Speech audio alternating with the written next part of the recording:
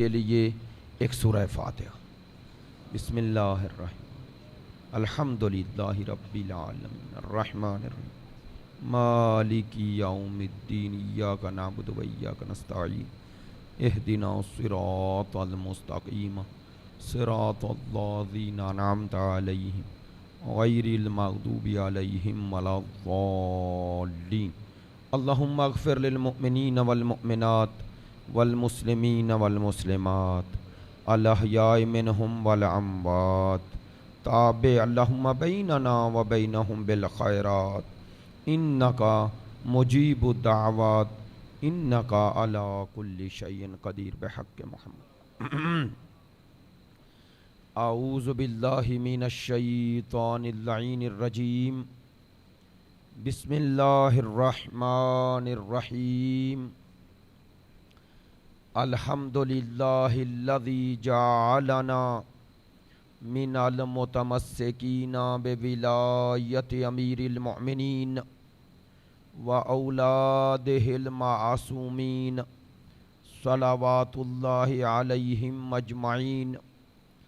الحمدللہ الذی لا یبلغ مدحتہ القائلون ولا یحصی نعماءہ العادون ولا يعدي حقه المجتهدون الذي لا يدركه بعد الهمم ولا يناله غوص الفتن الذي ليس لصفته حد محدود ولا نعت موجود ولا وقت معدود ولا عجل ممدود فطر الخلائق بقدرته ونشر الرياح برحمته والصلاة والسلام على سيدنا ومولانا حبيبنا وحبيب قلوبنا شفيعنا ابی القاسم محمد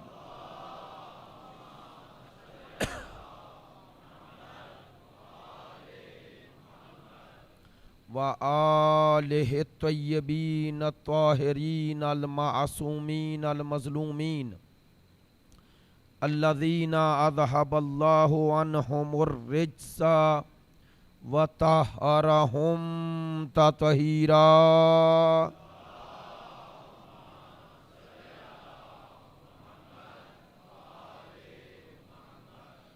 واللعنة الدائمة على منكري فضائلهم وغاصبي حقوقهم من الآن إلى قيام يوم الدين، أما بعد فقد قال رسول الله صلى الله عليه وآله وسلم إني تارك فيكم الثقلين کتاب اللہ وعطرتی اہل بیتی ما ان تمسکتم بہما لن تضلوا بعدی ابدا ولن یفترقا حتی یردا علی الحوض۔ بسم اللہ الرحمن الرحیم رب اشرح لی صدری ویسر لی امری واحلل عقدۃ من لسانی یفقہوا قولی۔ ان اللہ وملائکتہ یصلون علی النبی یا ایہا الذین آمنوا صلوا علیہ وسلموا تسلیما۔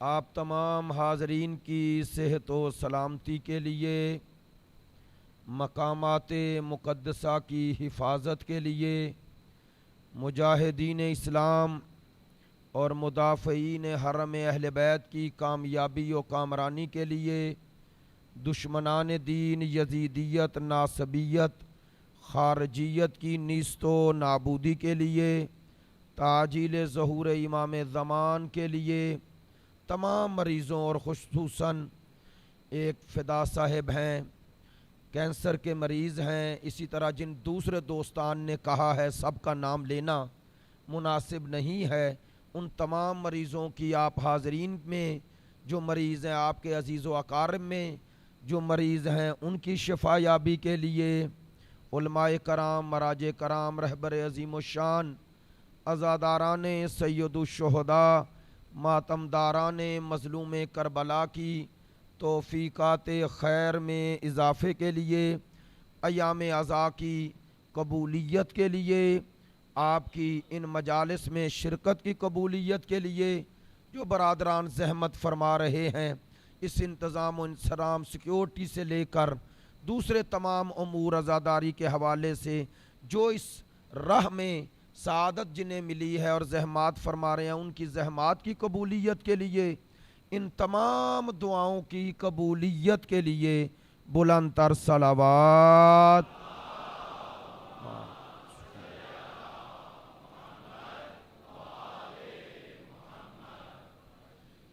वाजिबुल एहतराम मुअज़्ज़ज़ व मुकर्रम हाज़रीन मजलिस, मुहिब्बान अहले बैत, पैरवान मकतब विलायत, आशिकान मकतब शहादत, यकीनन आवाज़ से आपको अंदाज़ा हो रहा है और मुश्किल ये है जो मिंबर पे ही बयान कर देता हूँ कि 600-700 किलोमीटर सफ़र करने के बाद 2 मजलिसें पढ़ चुका होता हूँ। तीसरी मजलिस ये होती है, वो मजालिस का नहीं है मसला जो मेरा सफ़र है उस हवाले से, तो इंशाअल्लाह आप दरगुज़र फरमाएंगे और मेरे साथ खुसूसी तवज्जो फरमाएंगे, चूँकि जितनी हिम्मत है मैं उतना ही बोल सकता हूँ। 2 दिन हमारे पास हैं और मौज़ूए गुफ्तगू जैसा कि आप आशना हैं काफ़ी वसी है और ज़ियारत जामिया के पहले सलाम और पहले मासूमीन का जो मनाक़िब और जो फ़ज़ाइल और जो कमाल बयान हुआ है, उसी की कमा हक़्क़ो हूँ अभी तफसील तशरी तोज़ी नहीं हो पाई, लेकिन इंशाअल्लाह सिलसिला गुफ्तगू में भी वुसअत है और वक्तन फ़वक्तन हाज़री का भी मौका है। उन दोस्तान ने भी कहा है कि अगर आपने ये ऐलान किया कि इस मौजू को आगे बढ़ाऊँगा तो ये भी बता दें कि किस जगह है, तो उन दोस्तान के लिए बंगश कॉलोनी में और इंशाअल्लाह G62 में 26 से 30 मुहर्रम या 29 चाँद के हिसाब से है, इंशाअल्लाह वहाँ खिदमत में हूँ और इसी मौजू को लेके आगे बढ़ेंगे। अज़ीज़ान मोहतरम, ज़ियारत जामिया है, यानी इसमें आइम्मा मासूमीन के कमालात और वो फ़ज़ाइल और वो ज़िम्मेदारियाँ जो इमाम ने बयान की हैं, अगर इंसान उन पे तवज्जो करे तो वाक़यन ये एक ऐसी ज़ियारत है जिसके ज़रिए हमें अइम्मा के तमाम औसाफ़ व सिफ़ात, कमालात, अइम्मा के मनसब से आशनाई हो जाती है।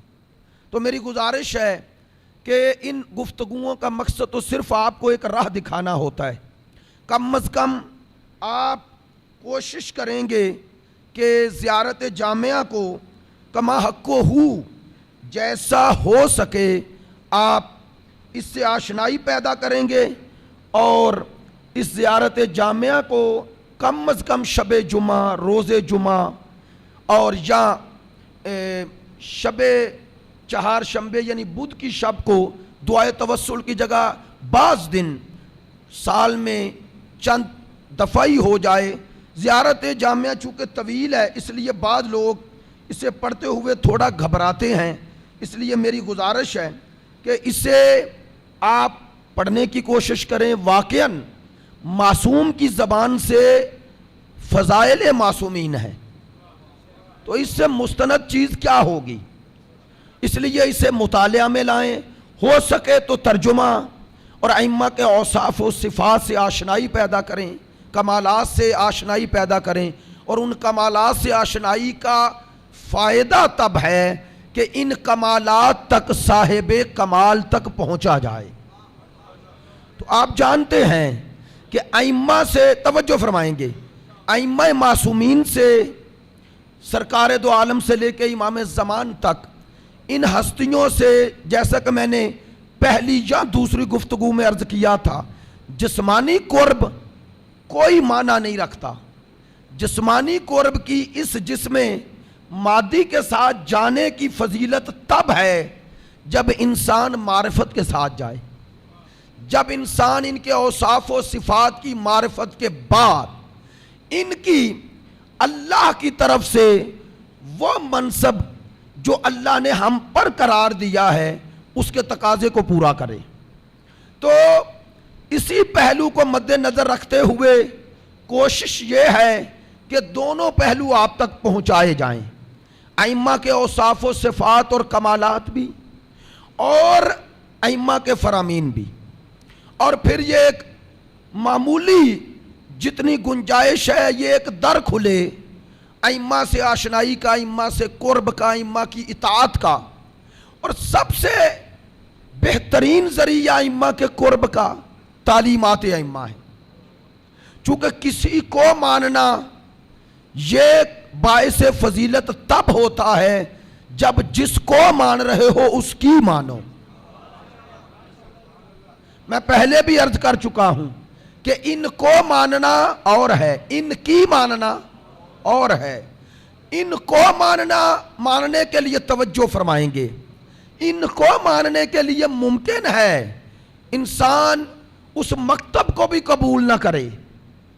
مثلا ان کو ماننے کے لیے کچھ شیعہ ہونا ضروری نہیں، ان کو ان کے فضائل و مناقب سننے کے لیے. حتیٰ عیسائیوں نے، ہندوؤں نے ائمہ کی شان میں کتابیں لکھی، اشعار کہے، مقالے لکھے. میں بارہا ذکر کر چکا ہوں، علماء بھی ذکر فرما چکے ہیں کہ جارج جرداق جو لبنان کا عیسائی تھا، کتاب لکھی اور نام رکھا الامام علی و صوت العدالت الانسانیہ، امام علی صدائے عدالت انسانی. لیکن وہ شیعہ حتیٰ مسلمان بھی نہیں ہوا. کہتے ہیں جب اس سے پوچھا گیا کہ آپ نے اتنی عظیم کتاب لکھی، کیوں لکھی، آپ تو مسلمان نہیں؟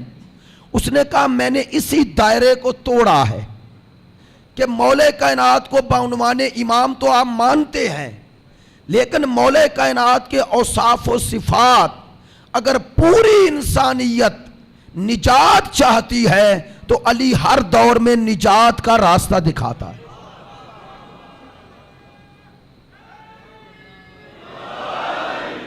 نجات کا راستہ دکھاتے ہیں. اور کیا خوبصورت اس کے جملے ہیں. وہ کہتا ہے کاش یہ زمانہ اپنی پوری طاقتیں جمع کرتا اور ہمیں ایک اور علی دے دیتا. اور افسوس کرتا ہے کہ میرے مولا کائنات کے حوالے سے ایک عیسائی کہہ رہا ہے، کہتا ہے افسوس جو علی کا مقام و مرتبہ تھا علی کو سننے والے ویسے نہ ملے. کہتا کاش علی آج ہوتے اور یورپ اور پوری دنیا کے مفکرین آتے اور علی کے حضور زانو تلمذ طے کرتے اور وہ اسرار کائنات اور وہ اسرار و رموز انسان شناسی سے لے کر کائنات شناسی میں جو آج تک نہیں کھل سکے، کاش اس باب مدینۃ العلم اور اس صاحب منبر سلونی سے پوچھتے. کہتا ہے خدا کی قسم یہ علمی ماحول میں اور ان مفکرین عالم کو علی ایسے اسرار و رموز اور ایسے در علم کھولتے کہ جو آج تک کوئی کھول نہیں سکا. افسوس کرتا ہے، افسوس کرتا ہے کہ اس وقت کی سطح علمی علی کے برابر نہیں تھی. توجہ فرمائیں گے. کچھ لوگوں نے ایک بات ذہن میں آگے اور بڑی خوبصورت بات ہے اور ماشاءاللہ مجمع میں اس قدر ظرفیت بھی ہے اور معیار بھی ہے اور گفتگو اس طرح کی الحمدللہ وہ آپ اس کو اور تناظر میں نہیں لیتے، اس لیے کہہ رہا ہوں. بعض لوگوں نے نہج البلاغہ پہ اعتراض یہ بھی کیا ہے، عابدی صاحب اور دوسرے دوست بھی جانتے ہیں. انہوں نے کہا مصری علماء نے کہ یہ نہج البلاغہ مولا علی کا کلام نہیں. دلیل یہ دی کہ اس کے خطبات کی سطح اتنی بلند ہے کہ اس وقت کے عربوں کے تو فکر میں بھی یہ باتیں نہیں آ سکتی.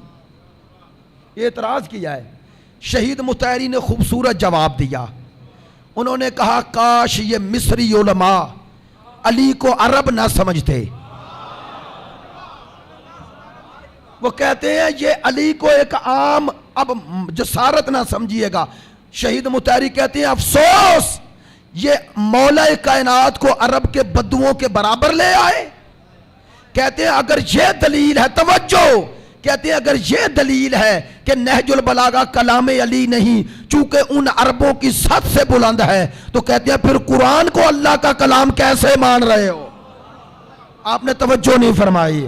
وہ کہتے ہیں کیا قرآن ان عربوں کی سطح فکری کے مطابق تھا؟ کہتے ہیں بس اتنا فرق ہے, وہ کلام خدا ہے اور یہ کلام وسیع مصطفیٰ ہے.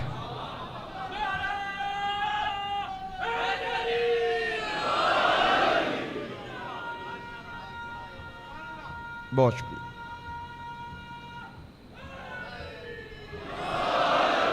ماشاءاللہ متوجہ ہیں. بات مجھے آج نہیں, یہ محرم کے دوران ہی میرے ایک بزرگ نے کال کی, موضوع پوچھا, میرے اساتذہ کی جگہ پر ہیں, موضوع پوچھا, میں نے بتایا مقام اہل بیت. انہوں نے ایک بات کی طرف اشارہ فرمایا, کہنے لگے مقام اہل بیت میں یہ رمضان میں بڑی ہارڈ بحث ہوئی ہے, اور ہمارے ایک عالم دین نے کہا کہ ہم مولا کائنات کو, امیر المومنین کو, امام المتقین کو انبیاء ما سبق سے سوائے سرکار دو عالم کے افضل مانتے ہیں. سنا ہوگا آپ نے. تو کچھ لوگوں نے اعتراض کیا اور کہا کہ یہ توہین انبیاء ہے. کہا نا, تو مجھے اب میں نام لینے پہ مجبور ہوں, لیکن وہ بھی محسوس نہیں کریں گے آپ. بڑی پیاری بات اسی تناظر میں مجھے یاد ہے, ہم نے اکٹھے پروگرام کیا آبدی صاحب نے وہ سچ ٹی وی پر, انہی دنوں میں یہ مسئلہ بڑا شور تھا. تو میں نام اس عالم کا نہیں لیتا جنہوں نے ان سے یہ کہا کہ یہ آپ کے مولوی نے کیا کہہ دیا. تو انہوں نے فرمایا کیا کہا, پوچھا. انہوں نے کہا جی یہ کہ انبیاء سے افضل ہیں سوائے رسالت مآب کے, تو کیسے ہو سکتا ہے؟ تو انہوں نے جواب جو دیا, مفہوم بیان کر رہا ہوں, جواب جو دیا بڑا خوبصورت ہے. دیکھیں بات کسی کی بھی ہو تو کرنی چاہیے نا, اور آپ سب تک پہنچے گی تو مفید ہوگی. میں کوئی انہیں پروموٹ نہیں کر رہا, میں ویسے آپ کو بات بتا رہا ہوں. ہاں, تو انہوں نے فرمایا کہ مجھے تو آپ پہ تعجب ہے کہ وہ نبی جو صرف گھر کا نبی تھا. بھائی بعض انبیاء صرف گھر کے نبی تھے. لو اس سے بھی آگے کہتا ہوں, بعض نبی صرف ذات کے نبی تھے, ان کی بیوی کو بھی پتا نہیں تھا کہ نبی ہے. بیوی کو پتا چل بھی جائے تو کہاں مانتی ہے؟ اس سے ہی منوانا سب سے زیادہ مشکل ہے. توجہ فرمائیں گے, وہ گھر والوں کو بھی پتا نہیں تھا یہ نبی ہے, ذات کا نبی. توجہ فرمائیں. تو اب اس کی نبوت کا دائرہ صرف ذات تک ہے نا, ایک کا گھر تک, ایسے ہی ہے نا, ایک کا قریے تک. یہ نبی جو 1,24,000 ہے سب ایک جیسے نہیں ہے, کوئی گھر کا, کوئی قریے کا, کوئی قصبے کا, یہ تقسیم ہے نا. تو اب بتاؤ جو ہمارے رسول ہیں ان کی نبوت کا دائرہ کیا ہے؟ اب میں یہ بات کہہ رہا ہوں, مسئلہ یہ ہے جسے سمجھنے سے لوگ قاصر ہیں کہ یہ انبیاء ما سبق سے افضل کیسے. تو یہ بات سمجھے, توجہ فرمائیں. پہلے یہ طے کرو سرکار کی نبوت کا دائرہ کیا ہے. اچھا طے کرو, کب تک ہے؟ قیامت تک. للعالمین نذیرا, یہی اللہ نے کہا نا, وَمَا أَرْسَلْنَاكَ إِلَّا رَحْمَةً لِلْعَالَمِينَ.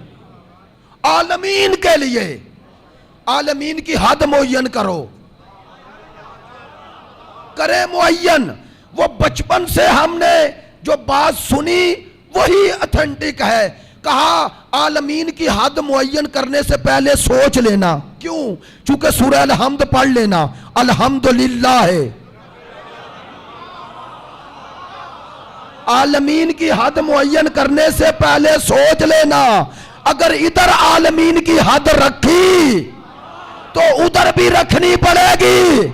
بس جہاں جہاں تک اس کی ربوبیت ہے وہاں وہاں تک مصطفیٰ کی رحمت ہے.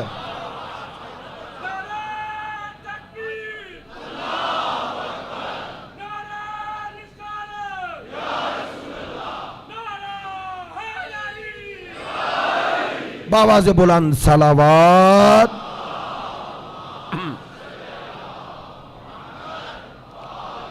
لے میں نے یہ اشارہ ہی کیا تھا انشاءاللہ، وہ شرازی صاحب رات مجھے کہہ رہے تھے کہ سرکار دو عالم کے فضائل، انشاءاللہ پھر اس موضوع سے مربوط رحمت للعالمین پر جو نکات ہیں انشاءاللہ جو علماء نے بیان کیے وہ پھر کبھی کروں گا، لیکن اتنا سمجھ لو بھئی وہ عالمین کا رب تھا یا ہے؟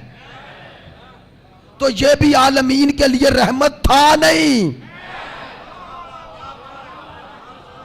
اگر وہ رب ہے تو یہ رحمت ہے، جب تک وہ ہے تب تک یہ ہے۔ توجہ فرما رہے ہیں؟ میں نے یہ نہیں کہا جب سے وہ ہے، جب تک ہے، چونکہ اس نے رحمت بنایا۔ اچھا بھئی رحمت ہے کیا؟ رحمت ہے کیا؟ یہ ہے وہ بات جس سے مقام مصطفیٰ کی عظمت پتہ چلتی۔ رحمت کا معنی کیا ہے؟ آپ سے میں نے پوچھا کیسے ہیں، آپ فرمانے لگے اللہ کی، تو کیا معنی اللہ کی رحمت ہے؟ توجہ فرمائیں۔ اب آپ بول کے تو نہیں بتا سکتے، میرا بھی یہ جسارت ہے، پوچھے جا رہا ہوں۔ توجہ فرمائیں، چونکہ آپ بول کے تو نہیں بتائیں گے، میں عرض کرتا ہوں آپ کی نمائندگی میں۔ رحمت کا معنی علماء نے بڑا خوبصورت لکھا، کہتے ہیں جو وجود میں ضرورت ہوتی ہے اس ضرورت کو جس کے ذریعے پورا کیا جائے وہ ہے رحمت۔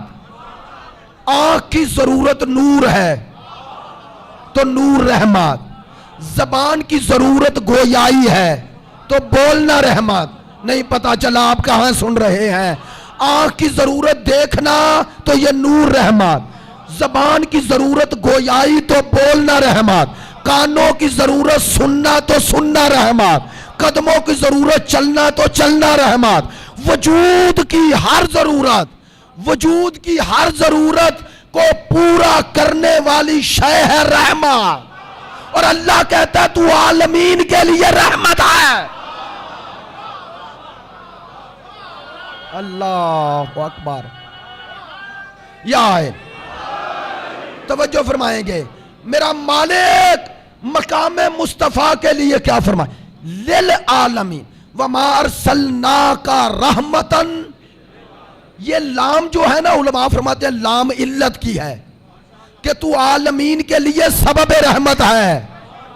آپ توجہ نہیں فرما رہے، یعنی اللہ کہہ رہے کائنات کے وجود کی جو ضرورت ہے اسے پورا کرنے کا ذریعہ تو ہے۔ وہ واسطہ فیض مصطفیٰ ہے۔ اب سنیں علماء نے ترتیب کیسے بیان کی، کہتے ہیں اللہ کا فیض اس حقیقت محمدیہ پر آتا ہے۔ حقیقت محمدیہ کا ہر دور میں ایک جلوہ کامل ہے، ان جلوہ کامل 12 ہیں۔ نہیں اسے میری خطابت نہ سمجھنا، سرکار نے اسی لیے تو فرمایا علی و منی،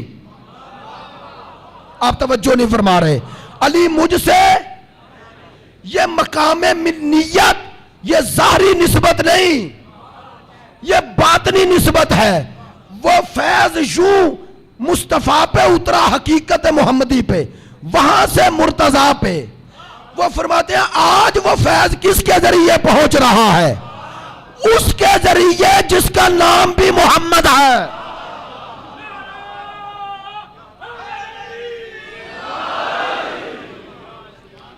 آپ نے توجہ فرمائی، آپ نے توجہ فرمائی۔ لو وہ حق بھی ادا ہو گیا حصہ، اب آگے بڑھتا ہوں۔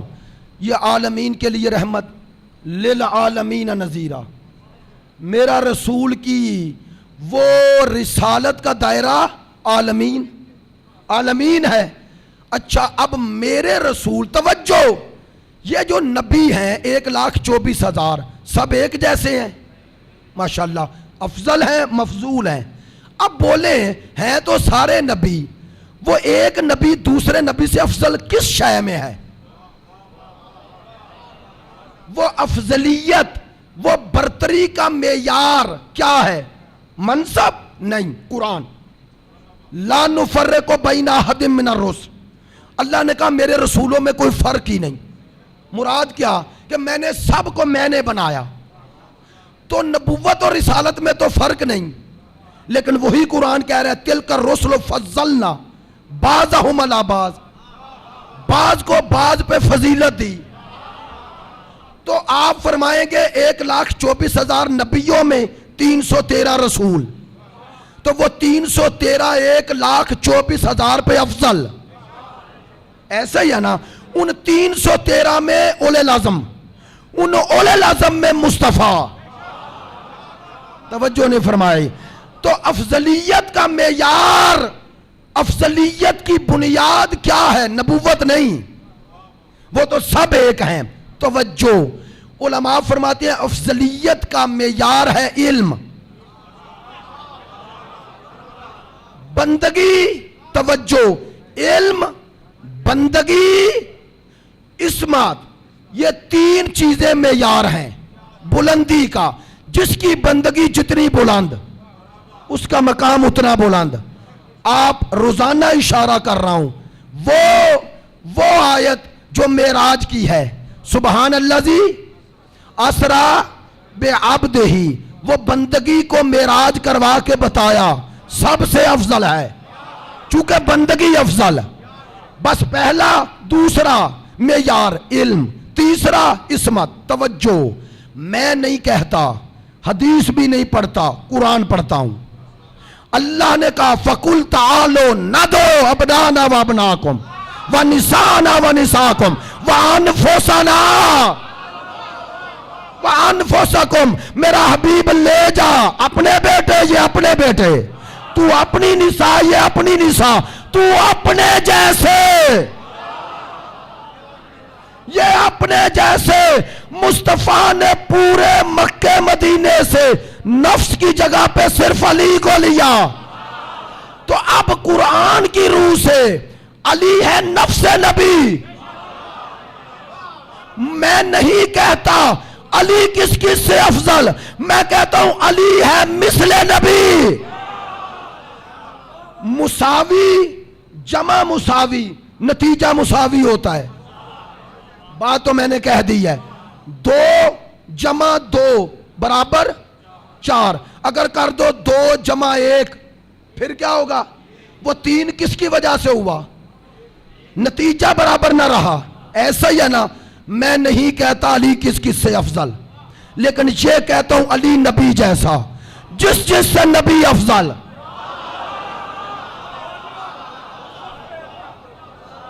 میں نہیں کہتا میرا مولا کی، بھائی یہ باتیں فضائل نہیں، یہ میرے مذہب کے حقائق ہیں، اور ان کی وجہ سے کوئی میرے مذہب کو بدنام نہ کرے. ہم یہ دلیل دے کے طے کرتے ہیں. اور ہاتھ جوڑ کے سخت بات کہنے لگا ہوں، یہ ٹی وی پہ جاتے ہوئے کچھ علماء کرام سوچیں، ٹی وی پہ جانا کوئی فضیلت نہیں، جانے سے پہلے تیاری کرو. خدا کے لیے ہم آپ کے سفید امامے اباقبہ دیکھنے کے لیے نہیں بیٹھتے. دوسرا بات کرے اور آپ ہنس کے دکھا دیں. کیا آپ کو اتنا شوق ہے ٹی وی پہ جانے کا؟ مذہب کے نمائندے بن کے جا رہے ہیں، تیاری کر کے جائیں.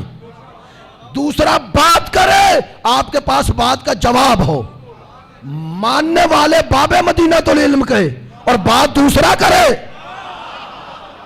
معذرت چاہتا ہوں، میری اس بات کو جسارت سمجھے جو سمجھے، مذہب کی عزت سے کسی کی عزت پیاری نہیں. ہم مطالبہ کرتے ہیں کہ بعض لوگ اگر تیاری نہیں، ان کا حق بنتا ہے، شریف فریضہ ہے، نہ جائیں. میں ایک طالب علم ہوں، اللہ کی قسم میرے اساتذہ کی تربیت ہے. میں کیا ہوں؟ پوچھ لیں، عابدی صاحب ہیں، بعض اوقات کال کرتے ہیں فلاں پروگرام کرنا ہے. میں کیا کہتا ہوں؟ کبھی حتک محسوس نہیں کی. ممبر پہ کہہ رہا ہوں، میں کہتا ہوں میری تیاری نہیں ہے، اس موضوع پہ میری تیاری نہیں آ سکتا، نہیں آ سکتا. کم از کم ہمیں اتنی اخلاقی جرت اور حوزہ ہماری اتنی تربیت تو کرے. ہم ٹی وی پہ کیوں دوڑے جائیں؟ اگر تیاری نہیں، اپنے سے بہتر ہے تو اسے بھیج دو. اپنے سے بہتر ہے اسے بھیجیں. مکتب کی نمائندگی عالمانہ ہونی چاہیے. سیاسی پروگرام کے لیے سیاسی جائیں، دینی پروگرام، کلامی پروگرام، جو موضوع ہو اس پہ تیاری کریں تاکہ سامنے والے کو پتا چلے کہ باب مدینۃ العلم کے ماننے والوں میں کمزوری نہیں. ہاں ہم نے کمزوروں کو مانا ہی نہیں. خدا کی قسم ان میں کمزوری ہوتی تو نہ مانتے. میں نہیں کہتا, میرے اور آپ کے بزرگ عالم علامہ ہلی سے کسی نے پوچھا تھا آپ نے ان 14 کو مانا, اگر اللہ نے وہاں دلیل پوچھی تو دو گے؟ کہا اگر اس نے بولنے کی اجازت دی اس کے حضور عذر پیش کروں گا, دلیل پیش کروں گا, حجت تمام کروں گا, انہیں کیوں مانا؟ اچھا کہا کیا کریں گے؟ کہا اللہ کے حضور کہوں گا میں ہر در پہ گیا, مجھے ہر در میں عیب نظر آیا, ان میں کوئی عیب نظر.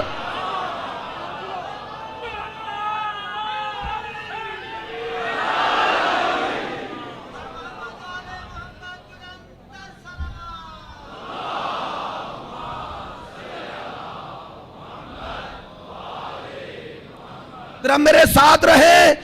اب نفس پیمبر اللہ نے کہا نا, علی کو نفس پیمبر پروردگار نے کہا.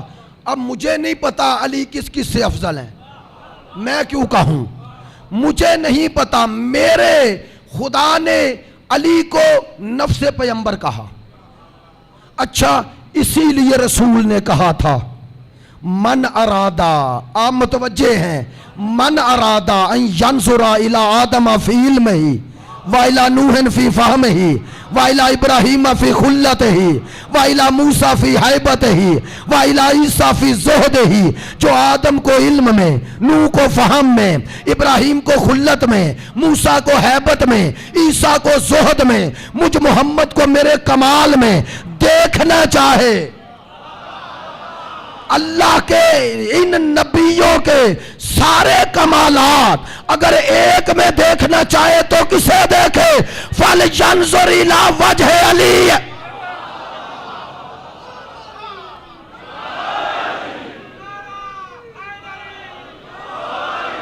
توجہ فرمائیں, متوجہ ہیں.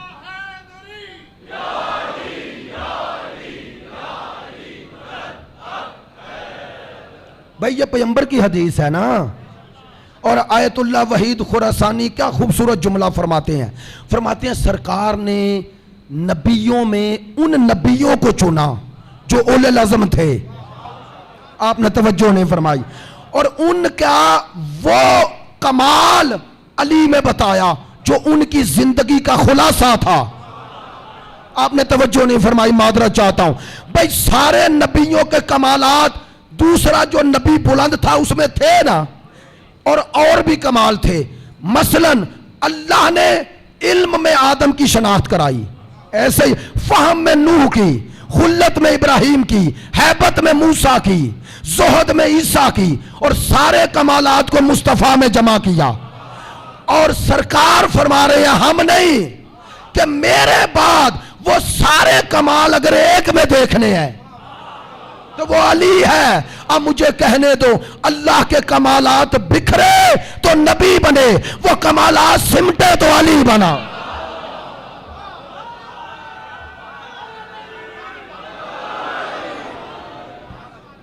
توجہ فرمانا, یہ ہم نے نہیں بتایا. لو آخری آپ تک دلیل, اور اس سے بڑی دلیل کیا ہوگی؟ میں نے تھوڑی بیان کی, میری سرکار نے کی, اور اس کا انکار تو کوئی بھی نہیں کر سکا. مانے بدلے تو بدلو. سرکار نے فرمایا من کن تو مولا فہذا, یہ نہیں کہا یہ علی مولا, کہا جس کا میں مولا. اب مسلمان بتائیں رسول کس کا مولا ہے؟ مجھے نہیں پتا کہ علی کس کا مولا ہے, لیکن یہ پتا ہے جس کا مصطفیٰ مولا اس کا مرتضی مولا ہے یا نہیں. اور یہ بھی نہیں پتا, ہمیں نہیں پتا, اور کہہ رہے ہیں نہیں پتا علی کس معنی میں مولا. آپ کرو مانا, کرو دنیا والوں تم کرو مانا, ہمیں نہیں پتا علی کس معنی میں مولا. ہاں یہ پتا ہے رسول کس معنی میں مولا. تو جس معنی میں رسول مولا اسی معنی میں علی مولا.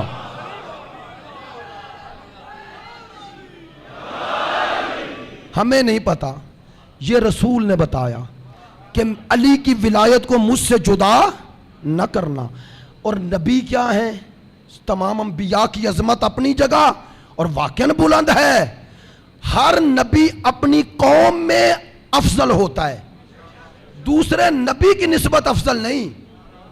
لو اور بات آسان کروں، یہ آیت کنتم خیر امت، تم امت خیر ہو. کون ہے یہ امت خیر؟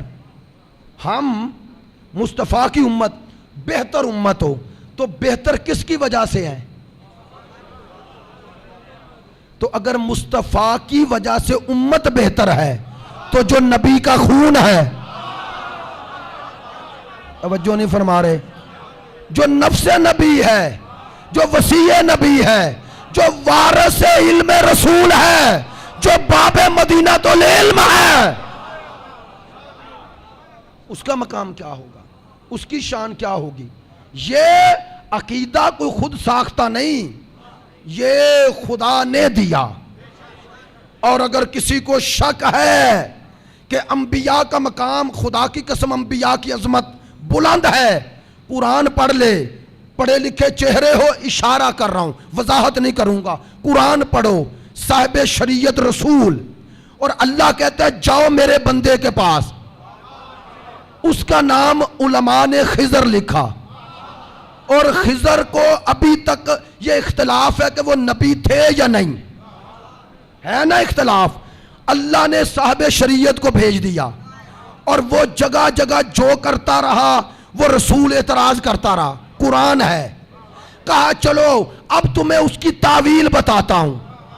تو بتائی نا، تو پتا چلا اس خاص جہت میں اللہ کی نظر میں خضر کے پاس ایسا تھا کہ صاحب شریعت سے کہا جاؤ. تو سوچو یہ کیا ہے. اب بتاؤں کہ کسی نے پوچھا، یہ حضرت موسیٰ کو خضر کے پاس جو بھیجا گیا، معصوم نے لکھا، حضرت موسیٰ نے کہا تھا مجھ سے بہتر کون. تو اللہ نے کہا جاؤ. خضر کا علم جب دیکھا تو حیران ہو گئے. وہ سارا واقعہ قرآن میں دہرانا نہیں چاہتا، وہ باطن علم تھا نا باطن، تعویل تھا. تو حیران ہو گئے. توجہ، اب دل میں خیال آیا حضرت خضر کے کہ میں اتنا علم رکھتا ہوں. کہتے ہیں اتنے میں ایک پرندہ اڑتا آیا اور اس کے منہ میں 4 قطرے چاروں طرف پھینکے. اب حضرت موسیٰ نے پوچھا یہ کیا ہے؟ کہتے ہیں نہیں پتا. ایک چرواہا پاس سے گزر رہا تھا، رکا، کہتا میں بتا دیتا ہوں، یہ 4 قطرے جو پھینکے جا رہے ہیں یہ علم ہے. توجہ فرما رہے ہیں. اب معصوم سے پوچھا انہوں نے کہ خضر اور آپ میں کتنا فرق ہے؟ کہا وہ قطرہ ہے، ہم سمندر ہیں. کہا وہ قطرہ ہے، ہم سمندر ہے. کیوں؟ دلیل دی. فرمایا بتاؤ سارے نبیوں کے علوم میرے نانے میرے جد مصطفیٰ کے پاس ہے یا نہیں؟ صحابی نے کہا ہے. تو کہا پھر وہ حدیث بھول گئے، انا مدینۃ العلم وعلی بابھا. آیت اللہ وحید خراسانی اور دوسرے علماء نے بھی لکھا. فرماتے ہیں یہ جو کہا نا انا، یہ انا سے مراد محمد ابن عبداللہ نہیں، محمد رسول اللہ ہے. توجہ. اور یہ جو کہے نا علی بابھا، فرماتے ہیں یہاں علی سے مراد وہ علی جو بھائی ہے وہ نہیں، منصب ہے. وہ باب ہے بعنوان منصب. یہ بات بے ربط نہیں کی. علی بعنوان وصی رسول باب ہیں، در ہیں. کیا معنی؟ امام نے فرمایا اس دور کے وصی وہ تھے اور آج کا وصی میں ہوں. آئے ہائے ہائے، آج کا در میں ہوں. اب اگلا جملہ کہوں، آج ہمارے زمان میں وہ در امام زمان ہے. تو حقیقی علم میں خدائی امام کے پاس. اب امام سے جسے پہنچا اور انہوں نے ہم تک پہنچایا، وہ ہیں جنہیں امام اپنی غیبت میں جاتے ہوئے ہم پہ حجت بنا کے گئے. ان کے علوم آل محمد ہیں. کل عرض کروں گا. بس عزیزو یہ 3 دلیلیں آپ تک پہنچ گئیں. وہ باطن نبوت جو ولایت ہے اس وجہ سے یہ دائرہ ولایت مصطفیٰ میں آ جاتے ہیں. اب آج ایک حدیث پڑھتا ہوں اور اس کی وضاحت کل. کیوں وضاحت کل؟ چونکہ تفصیل طلب ہے اس لیے، اور اس میں پیغام ہے. کل کی گفتگو انشاءاللہ پیام اہل بیت کے حوالے سے وہ جہت انشاءاللہ عرض کروں گا اور آپ تک وہ پہنچے گی. بڑی خوبصورت حدیث ہے، مختصر سی. معصوم کا فرمان ہے سرکار دو عالم کا،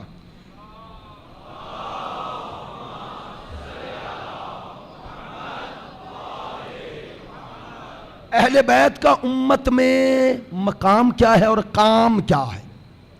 سرکار فرماتے ہیں فی کل خلف من امتی، میری امت میں سے ہر دور میں، ہر گروہ میں، میری امت میں ہر گروہ میں عدول من اہل بیتی، میری اہل بیت سے ایسے عادل رہیں گے جو کیا کریں گے. یہ پیغام ہے.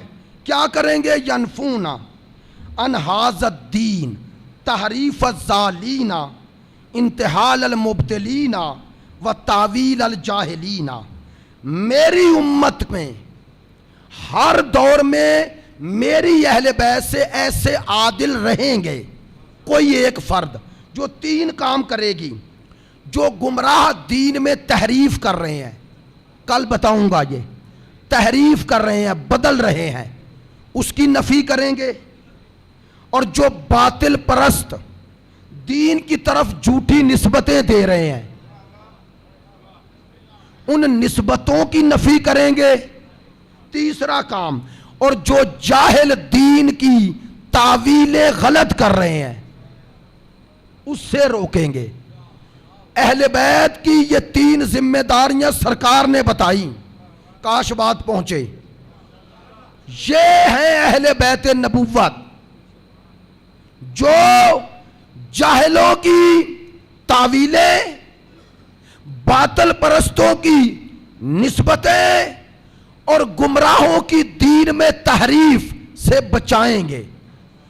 کل اس کی عملی شکل پیش کروں گا. یہ کون؟ امام تو پردے میں ہیں. آج یہ ذمہ داری امام نے کس کو دی؟ آپ نے دین حقیقی اور ائمہ کی حقیقی تعلیمات لینی ہے تو پردے میں جانے والے نے کن کے حوالے کیا؟ آج میں نے حیدری چوک میں یہی کہا اور عرض کیا پوری حدیث کے تناظر میں. معذرت چاہتا ہوں جو دوست وہاں تھے. میں نے وہاں کہا تھا کہ سرکار نے فرمایا ہے مولا کائنات کو، میں مثل موسیٰ ہوں، آپ مثل ہارون ہیں. کہا نا، قرآن پڑھیں. موسیٰ و ہارون کے قصے میں ایک درس ہے. جب حضرت موسیٰ کوہ طور پہ گئے تو حضرت ہارون کو اپنا نمائندہ بنا کے گئے. حضرت موسیٰ کے جانے کے بعد قوم گمراہ ہو گئی نا؟ بولے یار، ہو گئی. تو گمراہ کس نے کیا؟ سامری نے. سامری نے توجہ نہیں فرمائی. سرکار نے فرمایا میں مثل موسیٰ، علی تو مثل ہارون. اور سامری موسیٰ کے دور میں سامنے نہیں آتے، ہوتے چھپے ہیں، لیکن موسیٰ غائب ہو تو آتے ہیں. آپ نے توجہ فرمائی ہے، بہت شکریہ. پتا چلا کہ یہ سامری ہارون کے مقابلے پہ آتے ہیں. اسی لیے رسول کہہ رہے تھے علی تم مثل ہارون ہے، تیرے مقابلے پہ قیامت تک جو آئے گا وہ وقت کا سامری ہوگا. سنیں، آج کے ہارون وہ 12ویں ہیں، ہے نا؟ میرا امام زمان پردہ غیبت میں. تو آج کے سامریوں سے بچانے کے لیے اس امام نے کیا کیا؟ پردہ غیبت میں جاتے ہوئے تمہیں بے سہارا نہیں چھوڑا. وہ نیابت کا نظام دیا. لو آخری جملہ کہہ رہا ہوں, آج کے سامریوں کو پہچاننا ہے تو دلیل کیسے پتا چلے؟ اگر وہ امام کے بخشے ہوئے نظام فقاہت, نظام مرجعیت کے مقابلہ آئے تو سمجھ لینا سامری ہے. توجہ فرمائے گئے. آج کے سامریوں سے بچو میرے نوجوانوں, آج کے سامریوں سے بچنا ہے. کل بتاؤں گا اس نظام کی افادیت کیا ہے. مقام اہل بیت, پیام اہل بیت. آج مکتب آل محمد سے منسلک ہونا ہے, یہ گمراہیوں سے بچنا ہے, یہ تشدد افکار, انتشار افکار, یہ اضطراب سے, یہ کنفیوژن سے نکلنا ہے. کرو کیا؟ امام نے کوئی نظام دیا یا نہیں اور تمہیں بے سہارا چھوڑ دیا.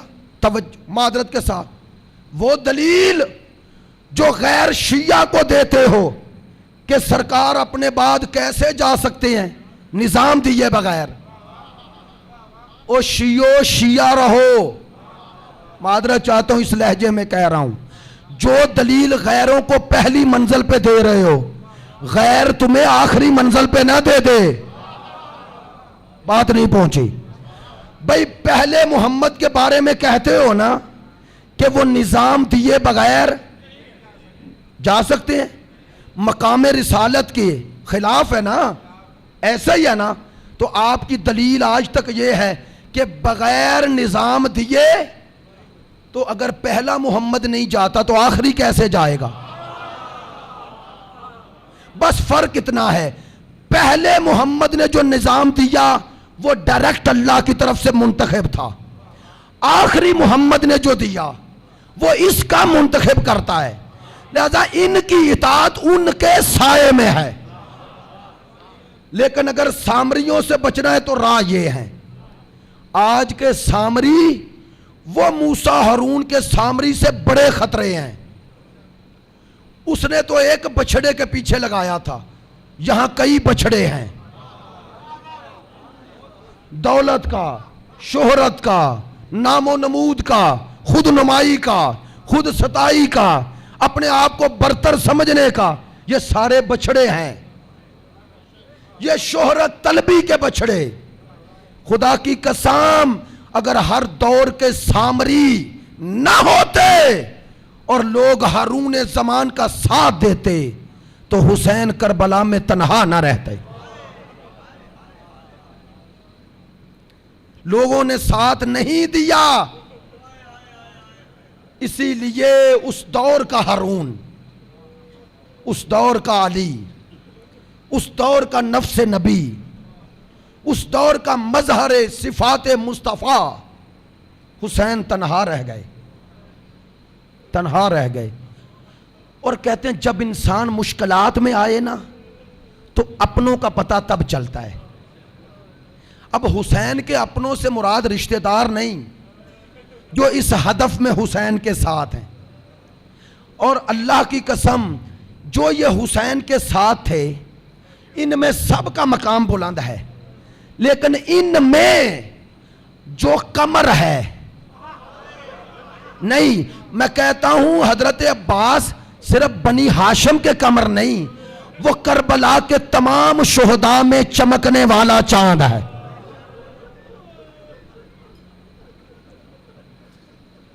بعض دوستوں نے کال کی, بعض دوستوں نے میسج کیے کہ حضرت عباس کی مصیبت ہے, باب الحوائج ہیں, تو تھوڑا مصیبت زیادہ پڑیے.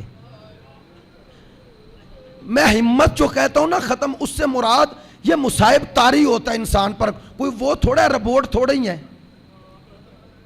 حضرت عباس کا تذکرہ, علمدار کربلا.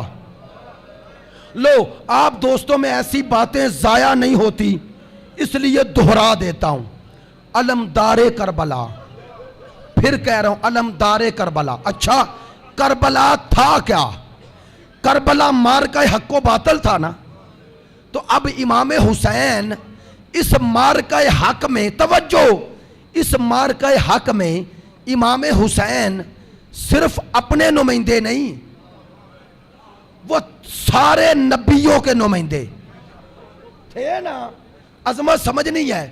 اب حسین کربلا میں معرکہ حق میں سب کے نمائندے، اور ایسے لشکر کا سالار حسین اور ایسے لشکر کا علمدار عباس.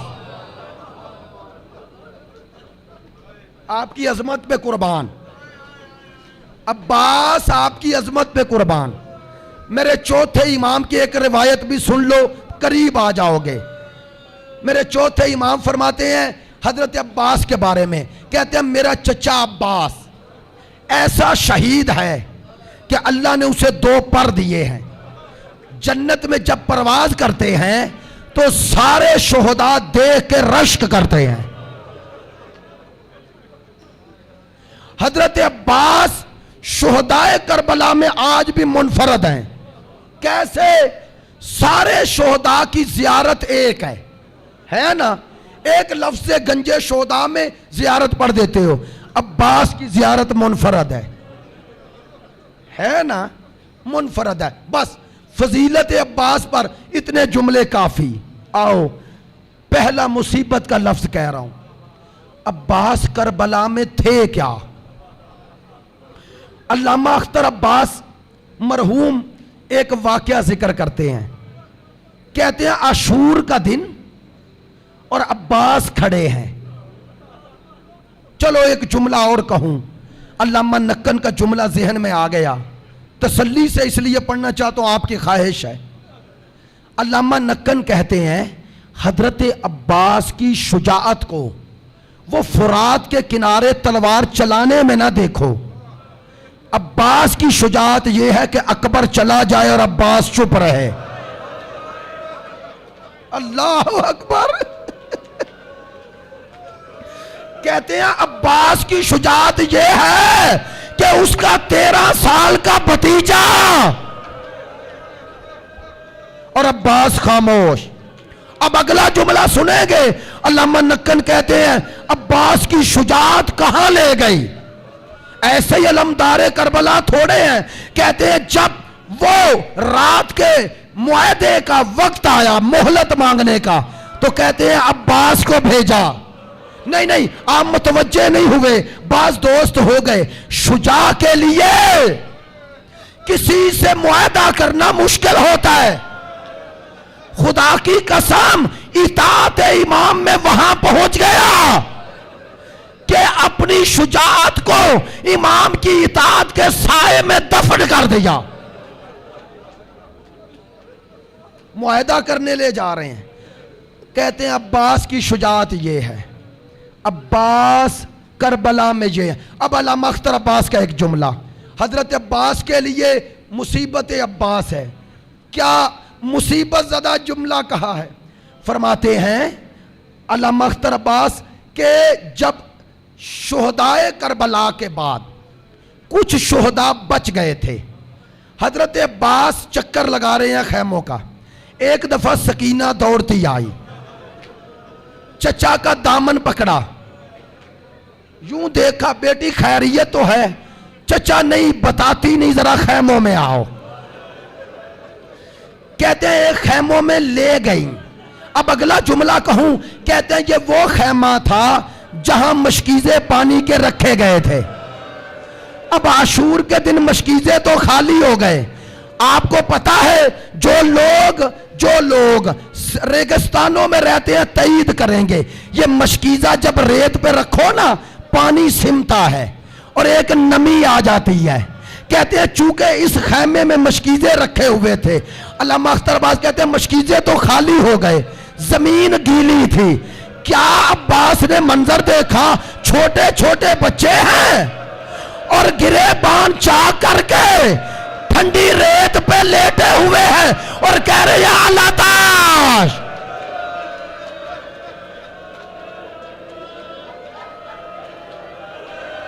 ہائے پیاس.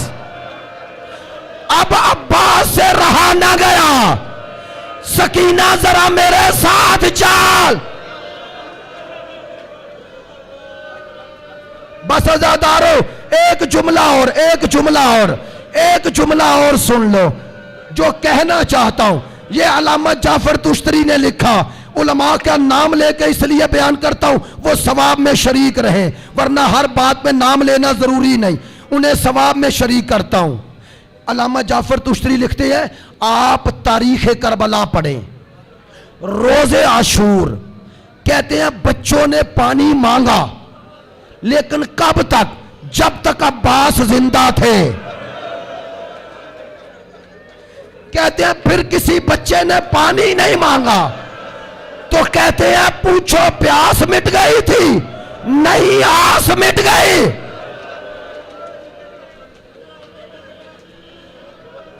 اے باب الحوائج، اے وارث کربلا، اے میرا امام زمان، آپ کے اس جد کا ذکر جو باب الحوائج ہے اور آپ اسی کا علم اٹھائے آئیں گے۔ بس عزادارو زحمت ختم کر رہا ہوں، پھر 3 جملے کہتا ہوں اور اسی پر علم کی برآمدگی ہو جائے گی۔ 3 جملے جو آیت اللہ العظمی سید ابو القاسم خوئی کے ہر سال دہراتا ہوں۔ نجف سے کربلا زیارت کے لیے گئے، لوگ اکٹھے ہو کے آ گئے، جب بین الحرمین پہنچے تو چل پڑے روضہ عباس کی طرف۔ کسی شاگرد نے پوچھا کہ وہ امام معصوم اور آپ عباس کی طرف جا رہے ہیں، کہنے لگے تو بھی درست کہہ رہا ہے، لیکن میرے استاد سید علی قاضی مجھے وصیت کرتے تھے کہ جب بھی کربلا جاؤ تو پہلے روضہ عباس پہ جانا۔ کہا کیوں؟ کہا اس لیے کہ جیسے رسول تک پہنچنے کا در علی ہے، حسین تک پہنچنے کا در عباس۔ اب پہنچے زری کے سامنے، ساتھ ایک جم غفیر، اور زری پہ نظر پڑی اور 3 سلام کیے۔ بس اس سے بڑے مصیبت کے جملے کوئی نہیں ہے۔ نظر پڑی اور 3 سلام کیے۔ جانتے ہو کیا سلام کیے؟ پہلا سلام زری کو دے، السلام علیکہ یا شباب الحسین، اے حسین کی جوانی، اے حسین کا زور کمار۔ دوسرا سلام بتاؤں، ایک دفعہ امامہ اتارا، آغا خوئی کا گریہ بلند ہوا، کہتے ہیں السلام علیکہ یا حجاب زینب، اے زینب کے حجاب۔